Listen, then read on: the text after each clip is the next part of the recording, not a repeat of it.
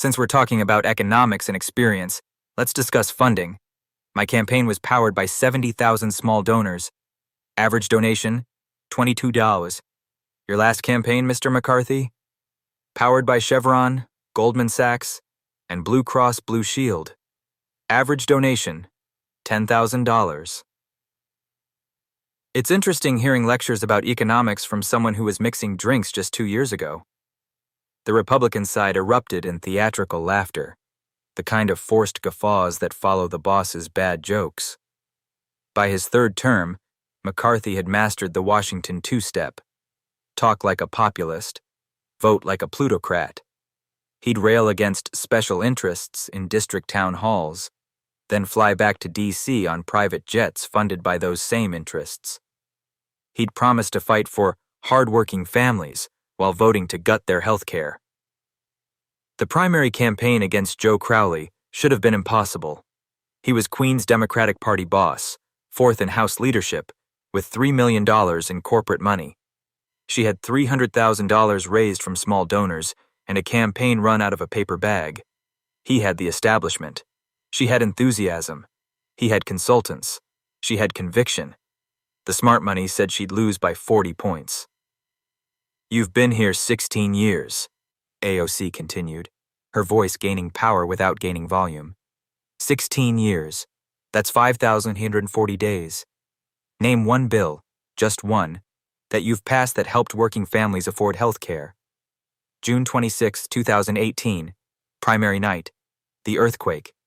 AOC won by 15 points, unseating the man many thought would be the next speaker.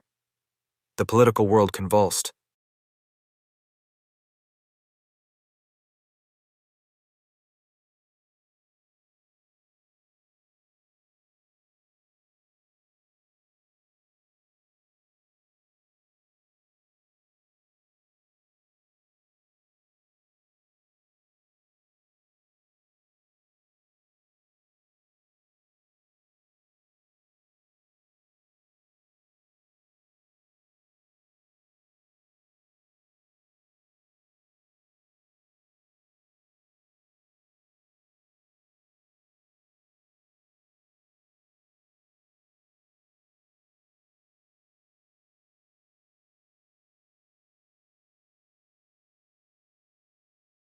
To understand how a bartender from the Bronx left the would-be speaker speechless, we need to go back 48 hours to when the House convened for what should have been a routine budget debate. But nothing had been routine in Congress since Alexandria Ocasio-Cortez arrived, and Kevin McCarthy was about to learn that the hard way. The Republican budget proposal was a masterclass in reverse Robin Hood economics. While corporations were still counting their billions from the last tax cut, McCarthy stood at the podium defending another $2 trillion gift to the wealthy while simultaneously gutting programs that kept families fed. Food stamps? Cut by 30%. Medicare? Slashed. Education funding? Decimated. But somehow, there was always money for corporate welfare. "These reforms will unleash American enterprise," McCarthy droned, reading from talking points probably written by a lobbyist. He'd given this speech 100 times over his 16 years in Congress. Defend the rich, demonize the poor, collect the campaign contributions, repeat. It was a formula that had worked since Reagan, and McCarthy saw no reason to change it now. But times had changed, and her name was Alexandria Ocasio-Cortez. In just 2 years, AOC had become more than a congresswoman. She'd become a movement. Her Instagram lives reached more people than most politicians' entire campaigns. Her tweets moved markets. Her questions in committee hearings turned CEOs into stammering messes. She wasn't just threatening the Republican establishment. She was terrifying Democrats who'd grown comfortable with corporate compromise. The old guard in both parties whispered about her in the halls. She doesn't understand how things work. She's too radical. She'll learn to play ball eventually. But AOC wasn't interested in playing ball. She was interested in changing the game entirely. And that made her dangerous to people like Kevin McCarthy, who'd spent decades mastering the old rules.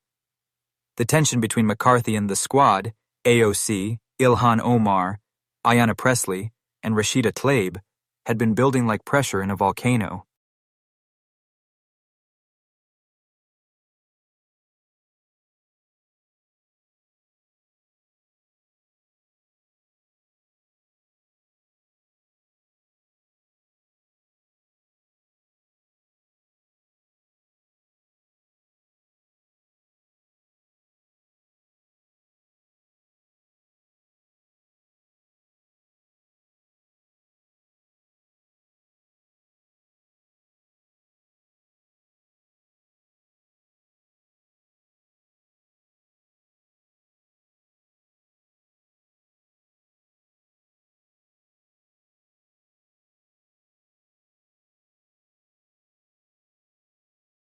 McCarthy saw them as radical interlopers disrupting the comfortable corruption of Washington. They saw him as everything wrong with American politics, a empty suit who'd sold his soul so many times he probably had a punch card. McCarthy had tried to marginalize them, mock them, make them irrelevant. He'd called them socialist. So many times the word had lost all meaning. He'd tried to paint them as naive children who didn't understand real governance. But every attack only made them stronger. Their social media followers multiplying, their influence growing, their voices getting louder. This budget debate was supposed to be McCarthy's moment to reassert control. With Republicans unified and moderate Democrats wavering, he could push through another corporate giveaway while painting progressives as unrealistic dreamers. He'd even prepared special talking points about AOC's background, ready to remind America that she was just a bartender who didn't understand economics. The night before the debate, McCarthy had actually laughed with his staff about it. Time to remind the Twitter girl that making cocktails doesn't qualify you to make policy, he'd said, practicing his condescending smile in the mirror. His team had high-fived, certain their boss would put the upstart in her place. What McCarthy didn't understand was that AOC hadn't just been a bartender. She'd been a bartender with a degree in economics and international relations. She'd been a bartender who watched her mother clean houses to pay for their home. She'd been a bartender who understood exactly how the economy worked, because she'd lived at its sharp end, serving drinks to Wall Street bros who made more in bonuses than she'd make in a lifetime. While McCarthy was practicing his put-downs, AOC was doing something else entirely. She was studying his donor list, his voting record, every corporate handout he'd supported, every program for working families he'd killed. She was preparing to show America the difference between someone who served drinks and someone who served donors. McCarthy thought he could put the bartender in her place. He was about to discover that her place was right where she stood, speaking for the millions of Americans who'd been mixing drinks, waiting tables, and struggling to survive while watching Congress hand their tax dollars to billionaires. The stage was set. The old power was ready to reassert itself. The new voice was ready to be heard. And in 48 hours, American politics would pivot on a perfectly delivered clapback that would echo through history.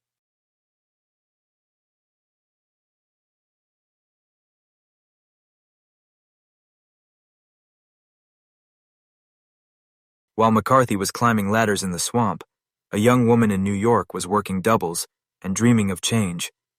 But to understand why McCarthy would so catastrophically underestimate AOC, you need to understand how Kevin McCarthy became the perfect embodiment of everything Americans hate about Washington. Once upon a time, and this will shock you, Kevin McCarthy actually ran as a reformer. Back in 2006, the young California assemblyman campaigned for Congress on bringing business sense to Washington and shaking up the establishment. He was going to be different. He was going to change things. He was going to drain the swamp before Trump made it a catchphrase. That Kevin McCarthy lasted approximately 37 seconds after arriving in D.C. The transformation was so complete, it deserved its own nature documentary. Watch as the idealistic young Republican encounters his first lobbyist with a checkbook. See how quickly his principles evolve when corporate donors explain how Washington really works. Marvel at the speed with which fighting for the people becomes fighting for the people who can afford $10,000 a plate dinners. By his third term, McCarthy had mastered the Washington two-step: talk like a populist, vote like a plutocrat. He'd rail against special interests in district town halls, then fly back to D.C. on private jets funded by those same interests. He'd promise to fight for hard-working families while voting to gut their health care. He'd tweet about American values while his voting record read like a corporate wish list. The donor directory told the real story. Big pharma, big oil, big tech. If it was big and had money, it had McCarthy's personal cell number. His campaign finance reports looked like the Fortune 500 directory. He'd vote against drug pricing reforms on Tuesday and cash pharma checks on Wednesday. He'd kill environmental regulations on Thursday and attend oil executive retreats on Friday. It was corruption so routine it had its own calendar app. But McCarthy's real transformation came during the Trump era.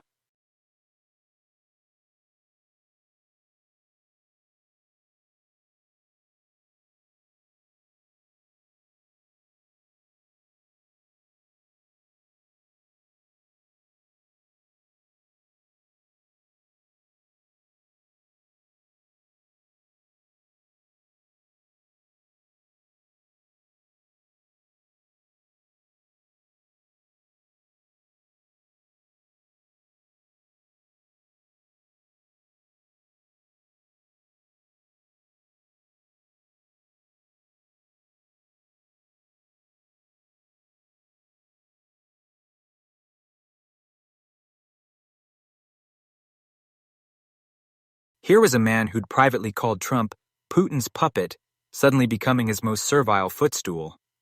The leaked audio of McCarthy saying, "There's two people I think Putin pays, Rohrabacher and Trump," was followed by 4 years of McCarthy literally living at Mar-a-Lago, desperately seeking approval from the man he knew was compromised. Why? Because McCarthy wanted power more than he wanted dignity. He wanted the speaker's gavel more than he wanted a spine. He watched Trump humiliate him, mock him, undermine him, and McCarthy's response was always the same. "Thank you, sir. May I have another?" He'd crawl to Florida after January 6th, absolving Trump of inciting insurrection because he calculated that Trump's base was his path to power. This desperation made McCarthy increasingly hostile to anyone who represented actual change. The squad became his obsession, not because they were radical, but because they were real. They'd won without corporate money. They spoke directly to voters without consultant-tested talking points.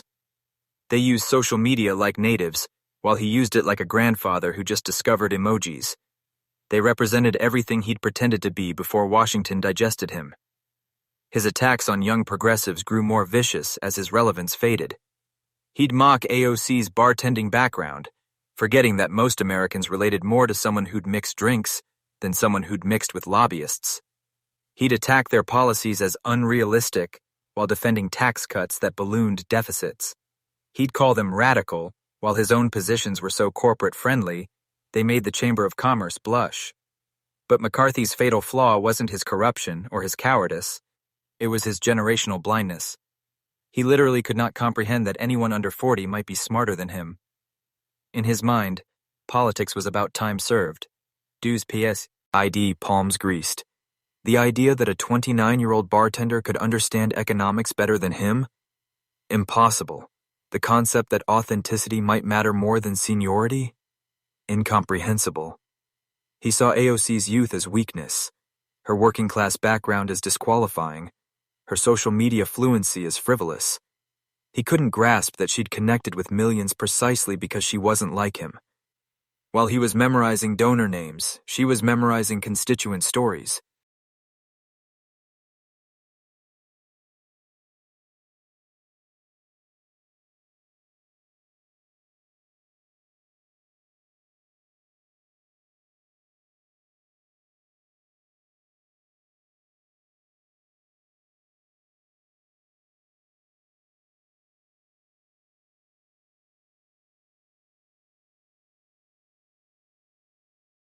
While he was practicing fake folksiness, she was actually folk.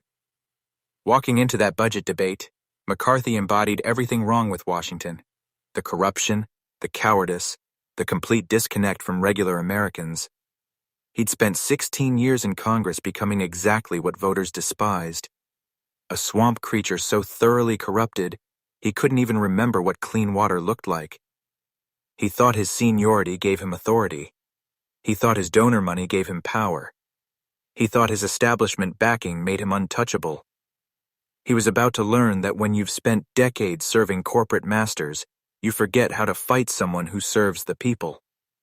The swamp creature was about to meet his natural predator, someone who couldn't be bought because she'd already been broke. While McCarthy was climbing ladders in the swamp, a young woman in New York was working doubles and dreaming of change. Alexandria Ocasio-Cortez wasn't born into politics. She was forged by the same struggles that McCarthy had spent his career ignoring. The Bronx shaped her like pressure shapes diamonds.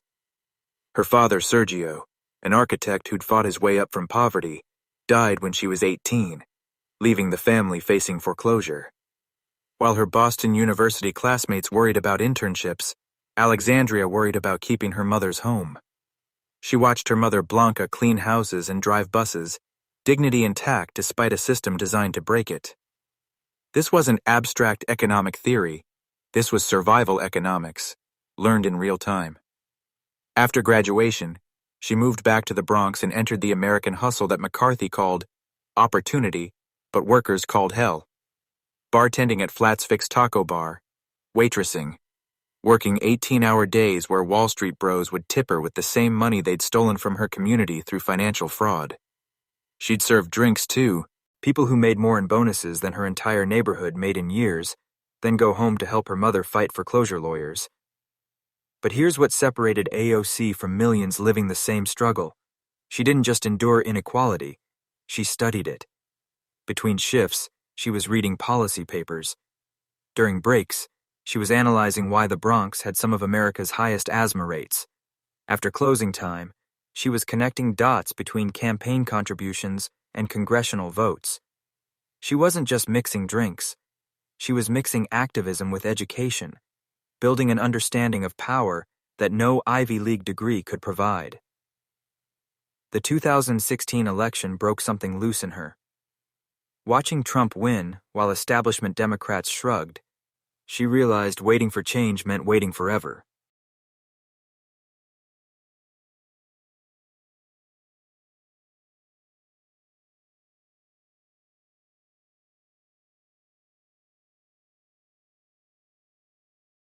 Maybe if the gentlewoman from New York had spent less time pouring beer and more time studying how economies actually work, she'd understand why her Green New Deal is a fantasy. The words dripped with the particular poison of someone who'd inherited his path to power, mocking someone who'd earned theirs. Matt Gaetz actually slapped his desk in appreciation. Jim Jordan pointed and laughed like a schoolyard bully. Paul Gosar made drink-mixing gestures that would have been offensive if they weren't so pathetic. Bartender economics, McCarthy continued, pleased with himself for the phrase he'd probably workshopped with staff. That's what the Green New Deal is. Bartender economics. Mix 2-part socialism, 1 part environmental extremism, shake with naive idealism, and serve to people who don't understand that drinks aren't free just because you want them to be. The Republican caucus howled. Someone shouted, "Order another round of unemployment." Another yelled, "Last call for common sense." They were having the time of their lives, these men who'd never worked a service job, never struggled to pay rent, never had to smile while being demeaned for tips. They thought they were watching McCarthy destroy a upstart. They were actually watching him load a gun and hand it to his opponent. Through it all, AOC sat perfectly still. She didn't flinch at the bartender jokes. She didn't react to the mocking gestures. She simply pulled out a legal pad and began writing, her pen moving with the steady rhythm of someone taking notes at a lecture. Occasionally, she'd look up at McCarthy with an expression that wasn't anger or hurt. It was something far more dangerous. It was pity. McCarthy, drunk on his colleagues' laughter and his own perceived cleverness, decided to go for the kill. The gentlewoman talks about transforming our economy, but she couldn't even transform drink orders into to correct bills. She wants to remake American capitalism, but she needed capitalism to tip her rent money. She thinks she understands Congress, but... He paused for effect, his smirk wide enough to see from the gallery. But maybe it's time someone explained to the gentlewoman how Congress really works. See, in the real world, not the Twitter world, not the Instagram world, but the real world where adults make decisions, we don't govern by tweets. We don't make policy based on what's trending. We understand that experience matters, that expertise matters, that knowing how the system works matters more than knowing how to make a martini. Her preparation style became legendary among staff. Know more than them, work harder than them, wasn't just a motto, it was a methodology. She'd study for hearings like she was defending a dissertation. When she questioned Michael Cohen, she'd mapped out Trump's finances better than prosecutors. When she grilled Wells Fargo's CEO, she knew their practices better than their lawyers. When she questioned Zuckerberg, she understood Facebook's algorithm better than Facebook wanted anyone to understand. The movement she built transcended politics. Young women saw her and thought, I could do that. Working-class kids saw her and thought, we belong there. Communities of color saw her and thought, our voices matter. She wasn't just a congresswoman.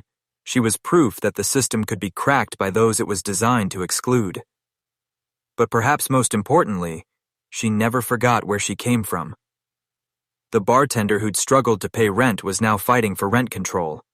The daughter who'd watched her mother clean houses was fighting for domestic workers' rights. The girl from the Bronx who'd served the wealthy was now making them pay their fair share. This was who Kevin McCarthy thought he could humiliate with bartender jokes. This was who he thought he could dismiss as naive. He was about to learn that when someone's been fighting their whole life just to survive, congressional debates feel like light work. And then AOC stood up, adjusted her microphone, and delivered the words that would echo through history. But first, Kevin McCarthy had to dig his own grave with a shovel made of condescension and a bucket full of establishment arrogance. The budget debate had been droning on for 2 hours when McCarthy decided to make it personal. He'd been watching AOC from across the chamber, noting how Democrats kept deferring to her, how staffers hung on her every word, how the gallery filled when she was scheduled to speak. It ate at him. This freshman, this bartender, this girl who should have been fetching coffee was being treated like she mattered. Time to put her in her place. You know, McCarthy began, departing from his prepared remarks with the confidence of a man who'd never faced real consequences. It's interesting hearing lectures about economics from someone who was mixing drinks just 2 years ago. The Republican side erupted in theatrical laughter, the kind of forced guffaws that follow the boss's bad jokes. Maybe if the gentlewoman from New York had spent less time pouring beer and more time studying how economies actually work, she'd understand why her Green New Deal is a fantasy. The words dripped with the particular poison of someone who'd inherited his path to power, mocking someone who'd earned theirs. Matt Gaetz actually slapped his desk in appreciation. Jim Jordan pointed and laughed like a schoolyard bully. Paul Gosar made drink-mixing gestures that would have been offensive if they weren't so pathetic. Bartender economics, McCarthy continued, pleased with himself for the phrase he'd probably workshopped with staff. That's what the Green New Deal is. Bartender economics. Mix 2 parts socialism, 1 part environmental extremism, shake with naive idealism, and serve to people who don't understand that drinks aren't free just because you want them to be. The Republican caucus howled. Someone shouted, "Order another round of unemployment." Another yelled, "Last call for common sense." They were having the time of their lives, these men who'd never worked a service job, never struggled to pay rent, never had to smile while being demeaned for tips. They thought they were watching McCarthy destroy a upstart. They were actually watching him load a gun and hand it to his opponent. Through it all, AOC sat perfectly still. She didn't flinch at the bartender jokes. She didn't react to the mocking gestures. She simply pulled out a legal pad and began writing, her pen moving with the steady rhythm of someone taking notes at a lecture. Occasionally, she'd look up at McCarthy with an expression that wasn't anger or hurt. It was something far more dangerous. It was pity. McCarthy, drunk on his colleagues' laughter and his own perceived cleverness, decided to go for the kill. The gentlewoman talks about transforming our economy, but she couldn't even transform drink orders and to correct bills. She wants to remake American capitalism, but she needed capitalism to tip her rent money. She thinks she understands Congress, but he paused for effect, his smirk wide enough to see from the gallery. But maybe it's time someone explained to the gentlewoman how Congress really works. See, in the real world, not the Twitter world, not the Instagram world, but the real world where adults make decisions, we don't govern by tweets. We don't make policy based on what's trending. We understand that experience matters, that expertise matters, that knowing how the system works matters more than knowing how to make a martini. The chamber fell silent except for scattered Republican applause. Democrats sat frozen, some in fury, others in disbelief at the naked classism. The gallery held its breath. C-SPAN cameras caught it all. McCarthy's satisfied smirk, the Republicans' cruel laughter, and AOC calmly finishing whatever she was writing. She set down her pen, looked up, made eye contact with McCarthy across the chamber, and smiled. It wasn't a nervous smile or an angry smile. It was the smile of someone who'd just been handed a gift-wrapped opportunity. The smile of a poker player who'd let their opponent go all in with a losing hand. The smile of someone who'd spent their whole life preparing for exactly this moment. Speaker Pelosi recognized her. The gentlewoman from New York. AOC stood slowly, adjusted her microphone with deliberate calm, and prepared to deliver the clapback that would end Kevin McCarthy's dignity and launch 1,000 memes. The chamber held its breath. The Republicans' laughter died in their throats, and Kevin McCarthy was about to learn why you should never bring bartender jokes to a battle of wits.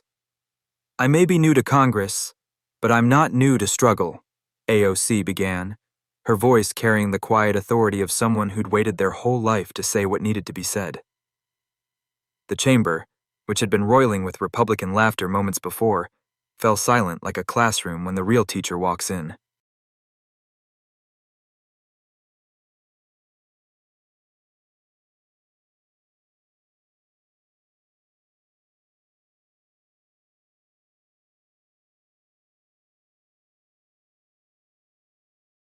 And I'd rather be new to Congress than be here for 16 years and be new to compassion. The first blow landed. McCarthy's smirk flickered like a candle in wind. But AOC was just warming up, her words building with the rhythm of someone who'd learned to speak truth to power, while power was drinking its third martini. The gentleman from California mentions my bartending career like it's something shameful.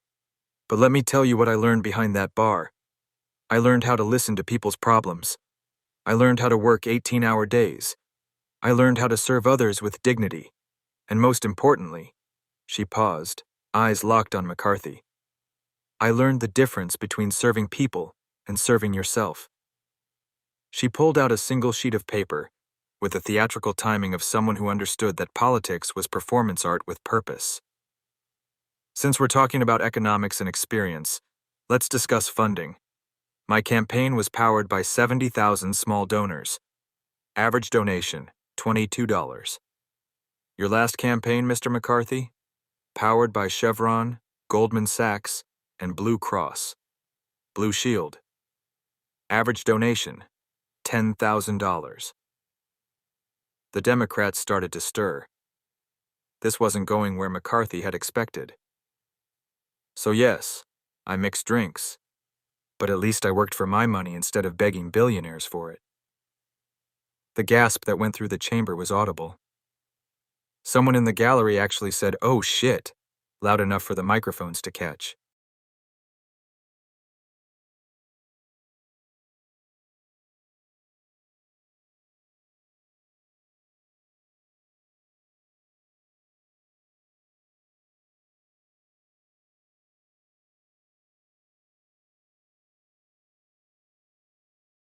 McCarthy's face began its transformation from smug to stunned, the red creeping up from his collar like mercury in a thermometer. You've been here 16 years, AOC continued, her voice gaining power without gaining volume. 16 years. That's 5,840 days. Name one bill, just one, that you've passed that helped working families afford health care. Name one vote you've cast that raised the minimum wage. Name one time you stood up to your corporate donors to help the people mixing drinks and waiting tables and cleaning offices. McCarthy tried to interrupt. The gentlewoman is, I'm not finished. AOC cut him off with the authority of someone who'd spent years being interrupted and was done with it. You want to talk about how Congress really works? Let's talk about your voting record. She didn't need notes for this part. The numbers flowed like she'd memorized them in her sleep. 2009. Voted against minimum wage increase. 2010. Voted against the Affordable Care Act. 2011. Voted to cut food stamps. 2012. Voted against extending unemployment benefits. 2013. Voted to shut down the government rather than fund health care. 2014. Voted against student loan relief. 2015. Voted to defund Planned Parenthood. 2016. Voted. This is ridiculous, McCarthy sputtered, his face now fully red, sweat visible on his forehead. What's ridiculous, AOC continued without missing a beat, is spending 16 years in Congress and having nothing to show for it except a voting record that reads like a corporate wish list. You're right. I did learn how Congress works by watching you. I learned that it works for everyone except the people who sent us here. That's why I'm here to fix it. The Democratic side was stirring now, the energy building. Young staffers had their phones out, rules be damned. This was history happening in real time, and everyone knew it. You mock me for being a bars tender, but bartenders have to balance budgets every night. We have to manage inventory, handle difficult customers, resolve conflicts, and somehow make everyone feel heard. We do all that for $2. 13 an hour plus tips. Her voice dropped, forcing everyone to lean in. You do none of that for $174,000 plus corporate donations. The silence was deafening. McCarthy's mouth opened and closed, but no words came. For perhaps the first time in his political career, Kevin McCarthy had nothing to say.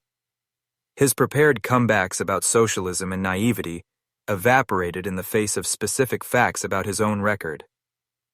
So yes, I'm new here, AOC said, building to her conclusion. But I'm not new to the struggles of the people you've ignored for 16 years. I'm not new to the pain of families choosing between medicine and rent. I'm not new to the fear of students drowning in debt.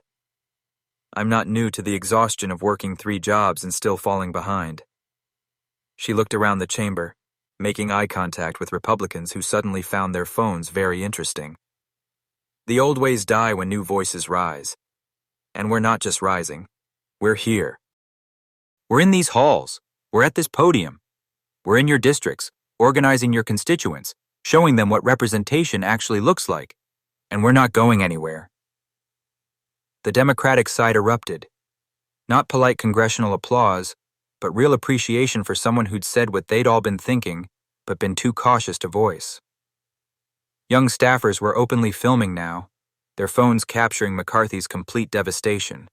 His face had gone from red to white, his shoulders slumped, his entire body language screaming defeat.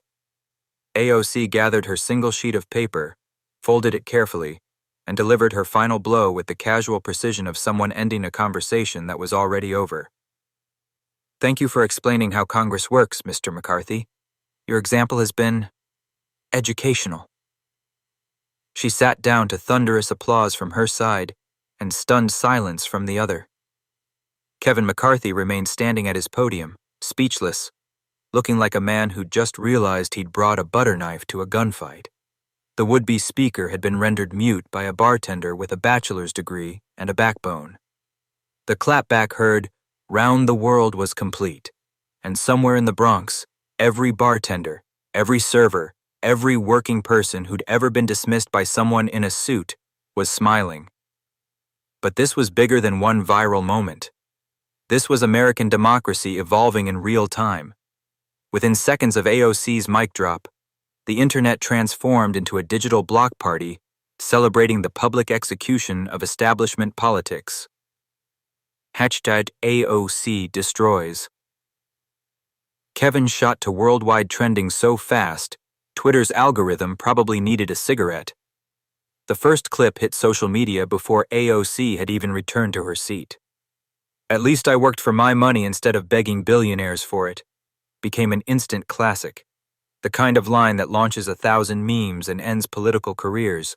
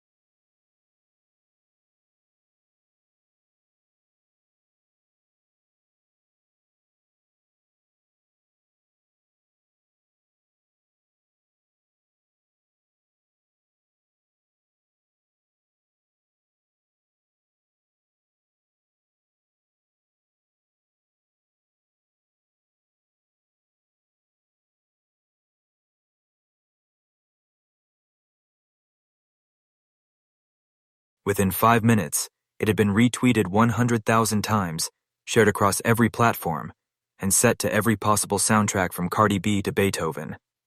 Gen Z turned McCarthy's humiliation into high art. TikTokers created POV, "You're Kevin McCarthy realizing bartenders understand economics better than you," videos that went mega viral. Someone edited AOC's clapback over anime fight scenes. Another genius set McCarthy's speechless face to the Curb Your Enthusiasm theme. The "I'm not finished" moment became the new, "Nevertheless," she persisted. A rallying cry for everyone who'd ever been interrupted by mediocre men. The memes evolved at broadband speed. McCarthy's red face became the new shocked Pikachu. His attempt to interrupt AOC was edited into every movie scene where the villain realizes they've lost. Bartender economics became an instant ironic badge of honor, with economics professors and financial analysts changing their Twitter bios to "practicing bartender economics since year." McCarthy's team attempted damage control with a response video that became a masterclass in what not to do. Filmed in his office, trying to look casual, but coming off like a hostage video, McCarthy attempted to explain that he respects all working Americans, while his eyes screamed for help. The ratio was brutal. 500 likes to 50,000 quote tweets, each more savage than the last. Someone commented, "This man looks like he just learned bartenders can do math," and got more likes than McCarthy's original post. Behind the scenes, establishment Democrats were having their own crisis. Publicly, they praised AOC's passionate defense of working families. Privately, they were terrified. Text messages leaked showing senior Democrats worried about the AOC effect, inspiring primary challenges. "She just made every corporate Dem look like McCarthy," one senior aide texted. "We're fucked." They were right to worry. Within hours, young progressives were announcing runs against incumbents, all citing the McCarthy demolition as inspiration. Fox News went into full meltdown mode. Tucker Carlson's face during his opening monologue looked like he'd swallowed a lemon wrapped in the Communist Manifesto. "This is what happens when we let bartenders into Congress," he sputtered, apparently missing the irony that his audience included millions of bartenders. The network tried spinning it as AOC's unhinged attack on successful businessman McCarthy, but even their comments section wasn't buying it. "She destroyed him with facts," became the top voted comment on Fox's own website.